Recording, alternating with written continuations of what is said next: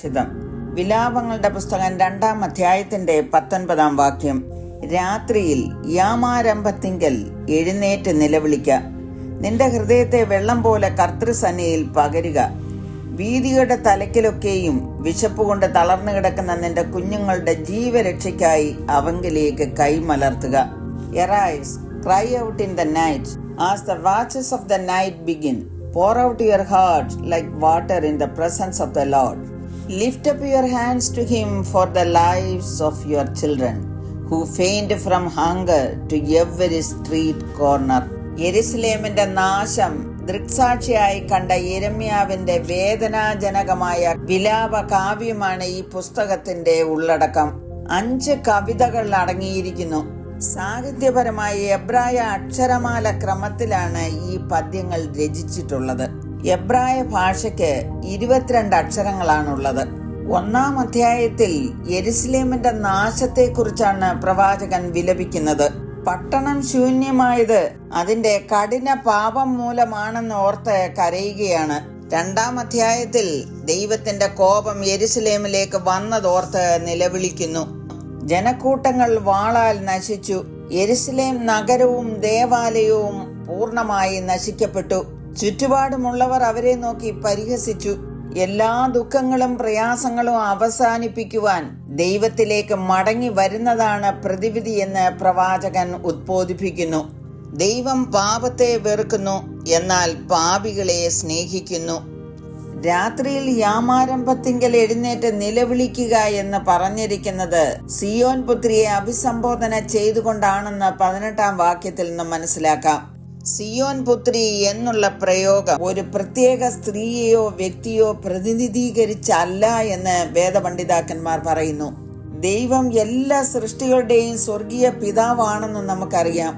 കൂടാതെ തിരുവെഴുത്തുകളിലെ ചില ഭാഗങ്ങൾ മനുഷ്യരാശിയുമായി ബന്ധപ്പെട്ട ദൈവത്തെ ഒരു മകളുടെ പിതാവായി വിവരിക്കുന്നു. യേശുക്രിസ്തുവിന്റെ രക്തത്താൽ വീണ്ടെടുക്കപ്പെട്ട സഭയെ സ്ത്രീയോട് ഉപമിച്ചിരിക്കുന്നതായി കാണുവാൻ കഴിയും.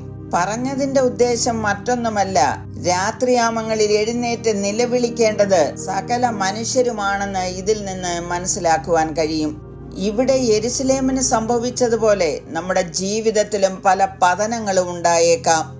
നിരാശകളും ദുഃഖവും ഭാരവും വരുമ്പോൾ അതിന്റെ ആരംഭത്തിൽ തന്നെ ദൈവത്തിന്റെ സന്നിധിയിലേക്ക് കടന്നു ചെന്ന് നമ്മുടെ ഹൃദയം വെള്ളത്തെ പോലെ പകരണം എന്നൊരർത്ഥത്തിലേക്കും പ്രവാചകൻ ചൂണ്ടുന്നു.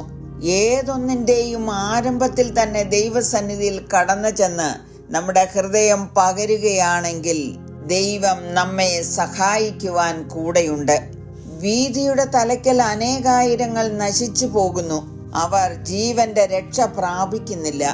അവരെ ഓർത്ത് കണ്ണുനീരൊഴുക്കേണ്ട ആവശ്യകതയും പ്രവാചകന്റെ ഈ വാക്കുകളിൽ ധ്വനിക്കുന്നു. ഈ വാക്യത്തിലെ പരമപ്രധാനമായ സന്ദേശം ഏത് കഷ്ടപ്പാടുകളുടെയും വേദനയുടെയും നടുവിൽ ദൈവസന്നിധിയിൽ വന്ന് നമ്മുടെ ഹൃദയം പകരുമ്പോൾ നിശ്ചയമായും ദൈവത്തിന്റെ കരുണ നമുക്ക് അനുഭവിക്കുവാൻ കഴിയും. കുഞ്ഞുങ്ങളാണല്ലോ അടുത്ത തലമുറ. അവരുടെ ജീവരക്ഷയ്ക്കായി നാം ദൈവസന്നിധിയിൽ സമർപ്പിച്ച് അവർക്ക് വേണ്ടി പ്രാർത്ഥിക്കുമ്പോൾ വീഥികളുടെ നടുവിൽ നശിച്ചുകൊണ്ടിരിക്കുന്ന ആത്മീയ ആഹാരം ലഭിക്കുവാനില്ലാതെ ക്ഷീണിച്ച് പാപത്തിന്റെ ശമ്പളമായ മരണത്തിലേക്ക് നീങ്ങിക്കൊണ്ടിരിക്കുന്ന കുഞ്ഞുങ്ങളെ രക്ഷപ്പെടുത്തി ജീവങ്കിലേക്ക് കൊണ്ടുവരുവാനായി സാധിക്കും. ആകയാൽ പ്രിയമുള്ളവരെ, നാം ഒന്ന് എഴുന്നേൽക്കേണ്ടിയിരിക്കുന്നു.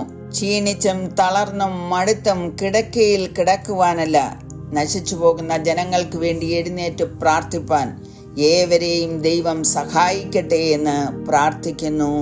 ആമേൻ.